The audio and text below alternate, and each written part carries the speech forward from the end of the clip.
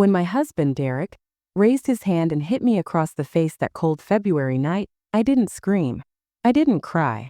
I just stood there, tasting blood in my mouth, feeling the sting spread across my cheek.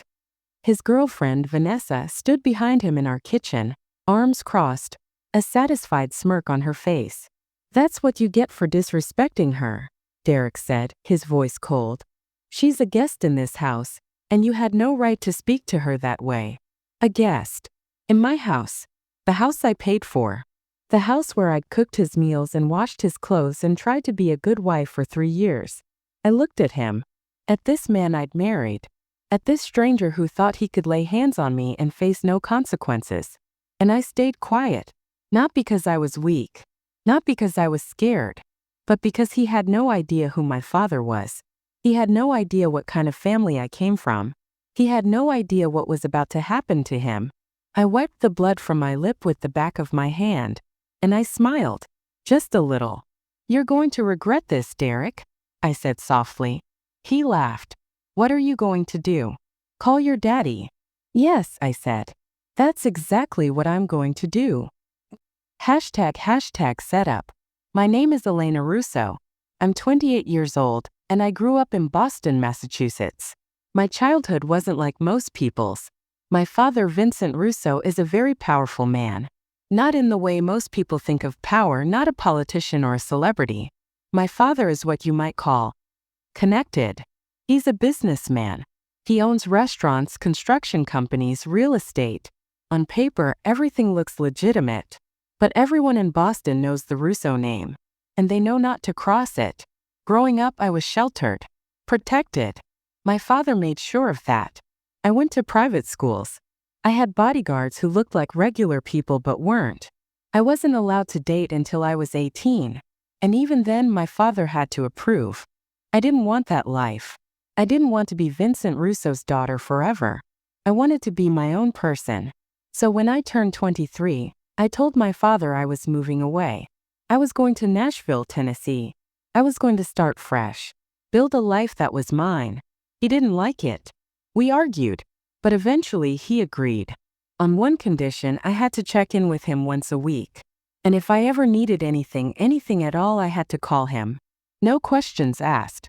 "Elena," he said, holding my face in his hands before I left. "You're my only daughter. My baby girl. If anyone ever hurts you, you tell me." "Understood." "I will, Dad," I promised. But I didn't think I'd ever need to make that call. I thought I could handle my own life. I thought I was strong enough. I moved to Nashville and got a job as a paralegal at a small law firm. I loved it. The city was beautiful. The people were friendly. And for the first time in my life, I felt free. No one knew who my father was. No one treated me differently. I was just Elena, a girl from Boston trying to make it on her own. That's where I met Derek Matthews. He was a contractor. He came into the law firm one day to drop off some documents for a client. He was tall, with sandy brown hair and blue eyes. He wore jeans and work boots and a flannel shirt. He smiled at me when he walked in. "You must be new," he said. "I haven't seen you here before." "I am," I said, smiling back. "Just started last month." "Well, welcome to Nashville," he said. "I'm Derek." "Elena." He asked me out for coffee, then dinner, then more dinners. He was charming. Funny.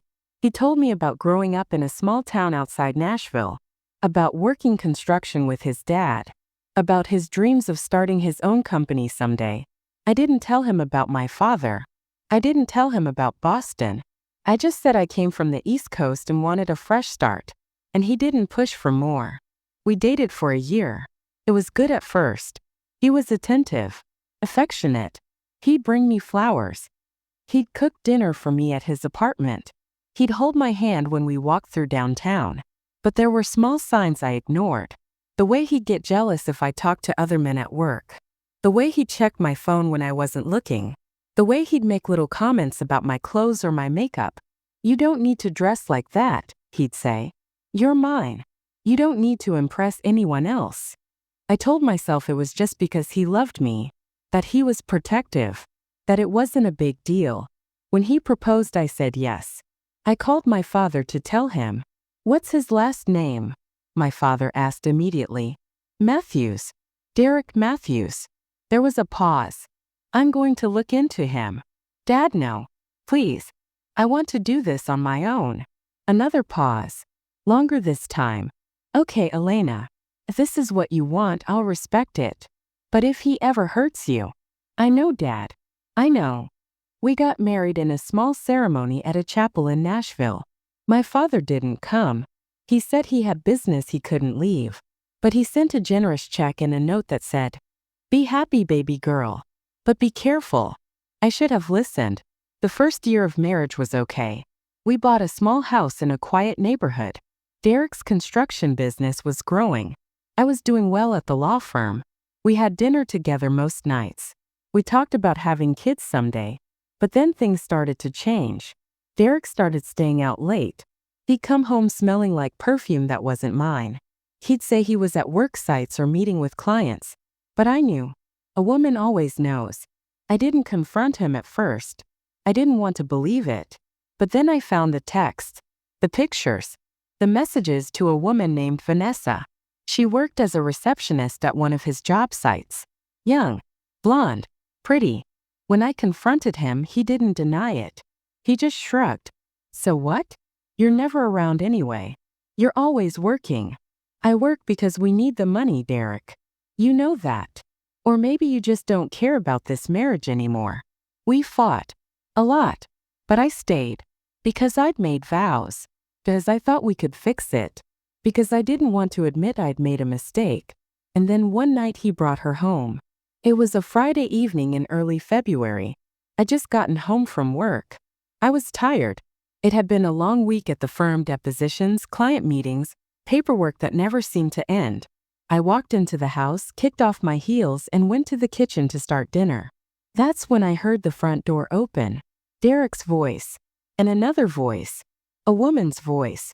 Laughing. I walked to the living room. And there she was. Vanessa. Standing in my entryway like she belonged there.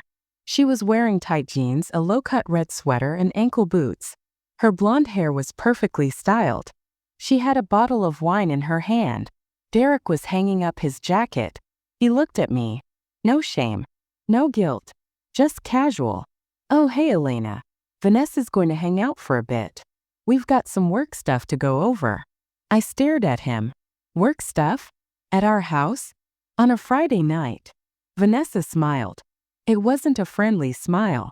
Hi, Elena. Derek's told me so much about you. I'm sure he has, I thought. Derek, can I talk to you? In the kitchen. He sighed. Like I was being inconvenient. Sure. Fine. We went into the kitchen. I kept my voice low. Come. What is she doing here? I told you.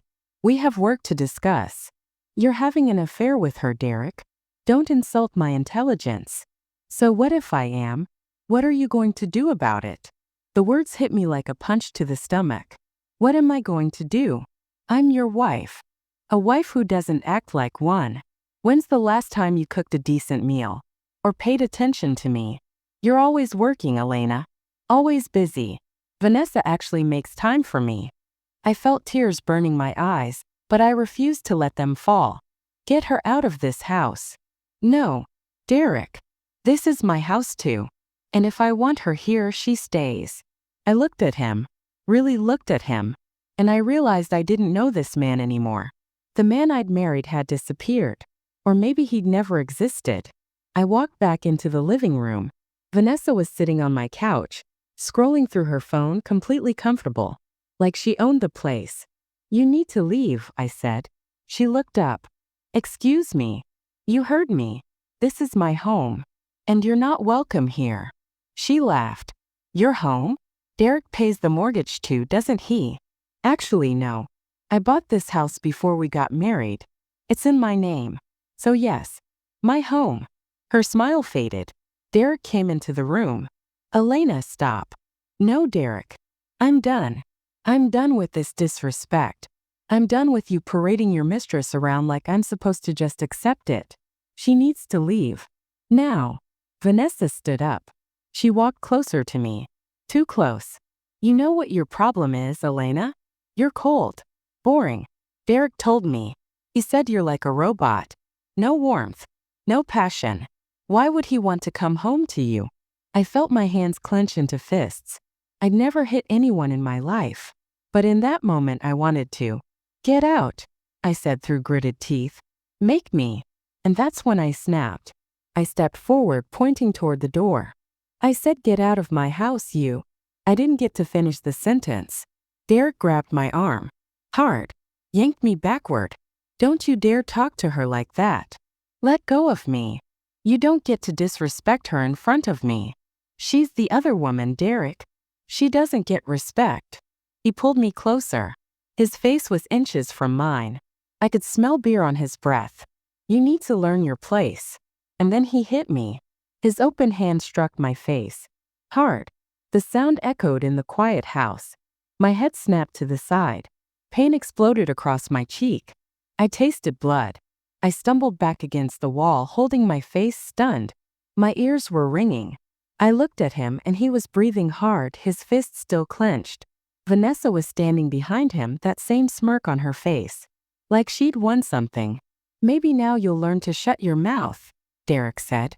I stood there, my hand on my cheek, feeling the heat spreading. And something inside me shifted. Something cold. Something dangerous. I thought about my father. About the men who worked for him.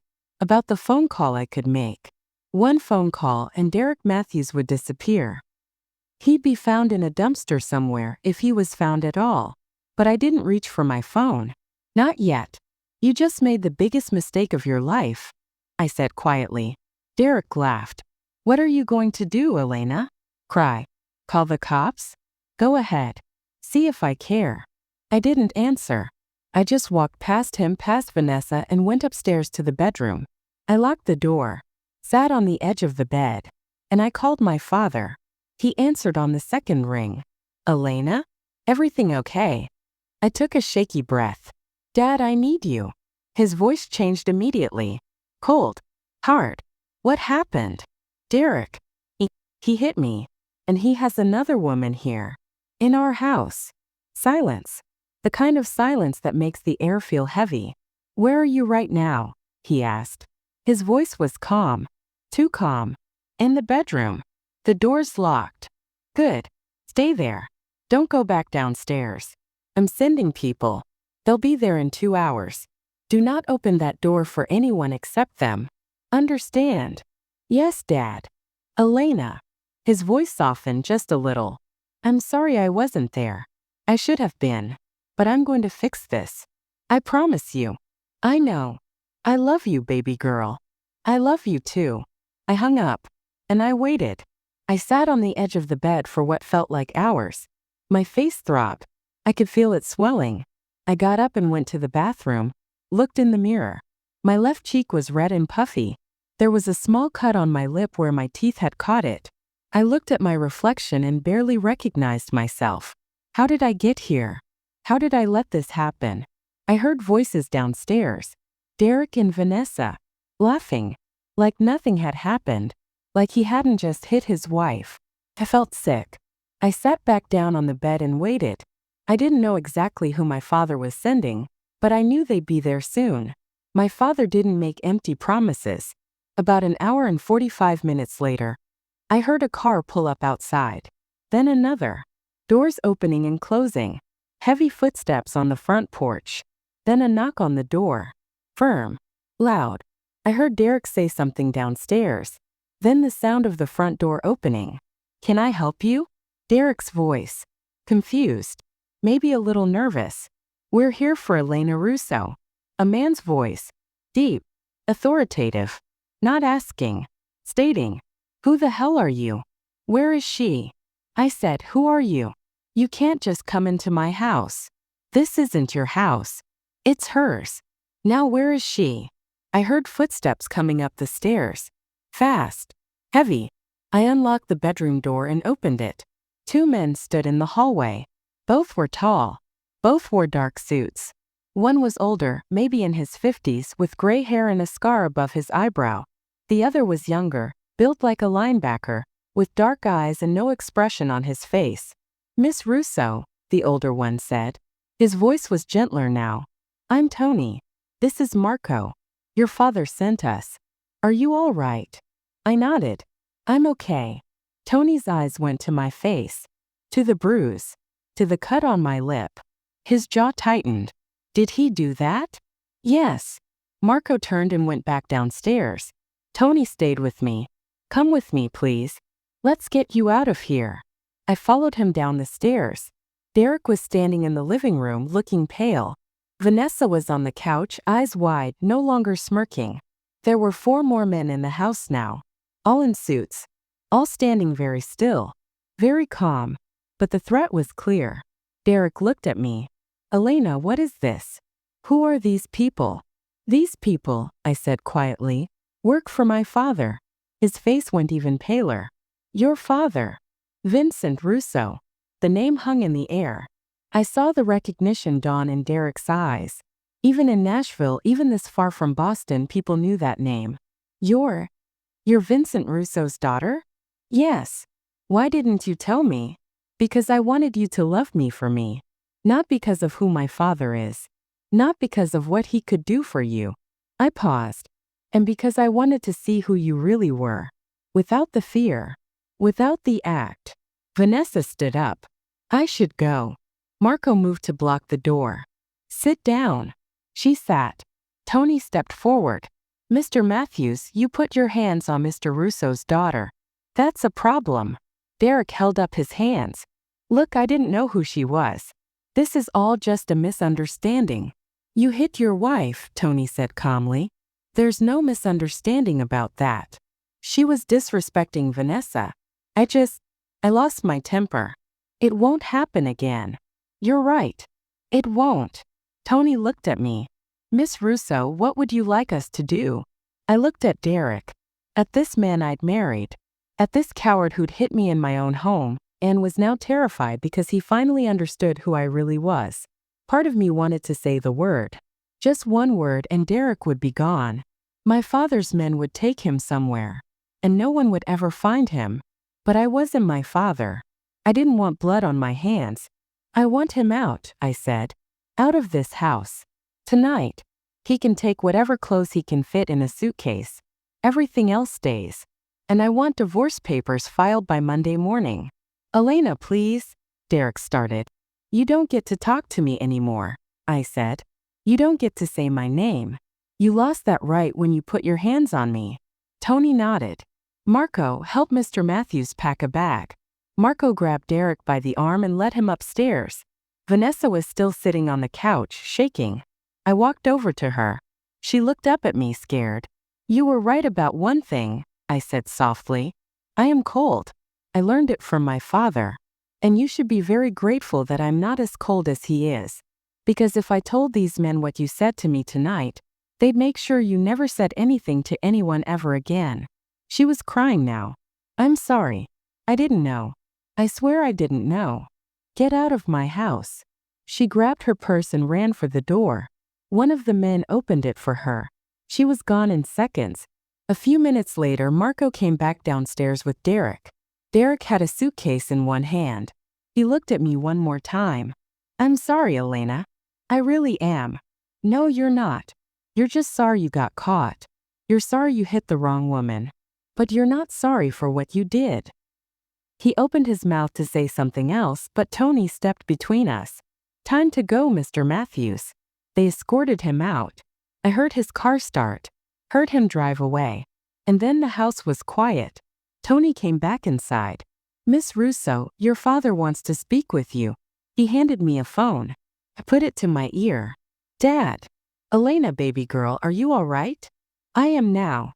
I want you to come home. Tonight. Tony will drive you. Pack whatever you need. The rest we'll send for later. Dad, I don't want to run away. This is my home. I built a life here. And he destroyed it.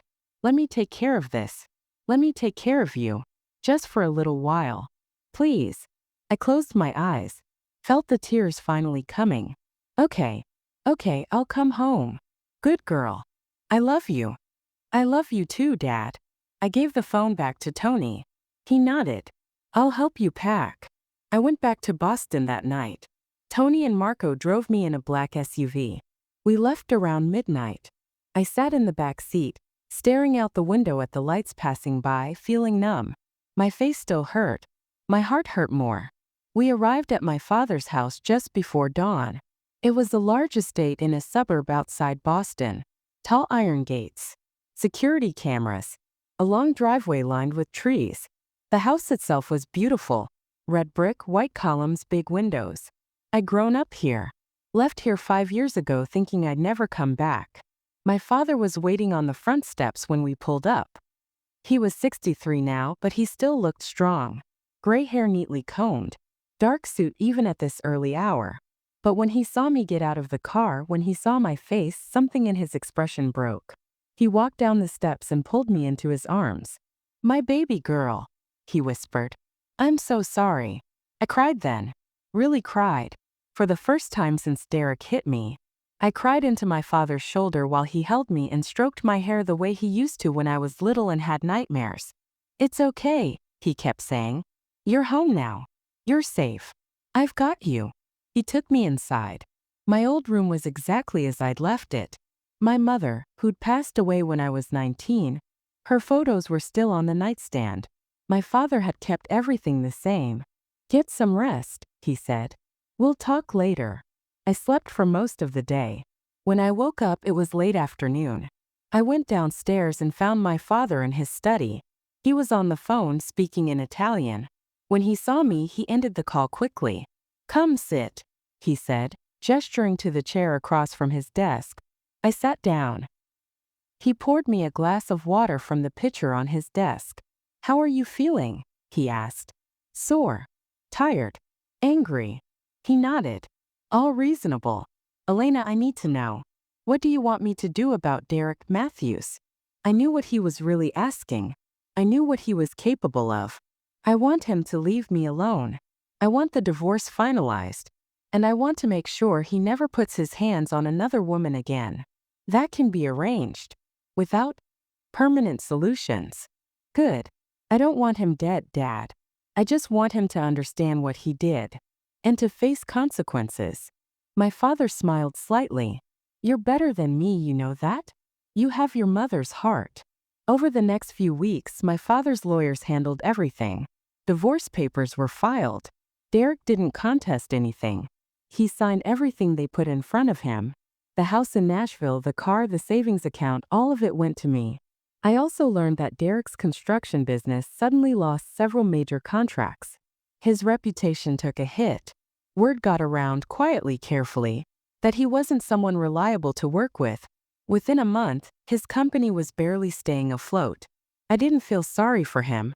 Vanessa lost her job too. I didn't ask my father to do that. He just did. "She disrespected you in your own home," he said simply. "There are consequences for that." I stayed in Boston for 2 months. I needed time to heal. Not just physically. The bruise on my face faded within 2 weeks, but emotionally.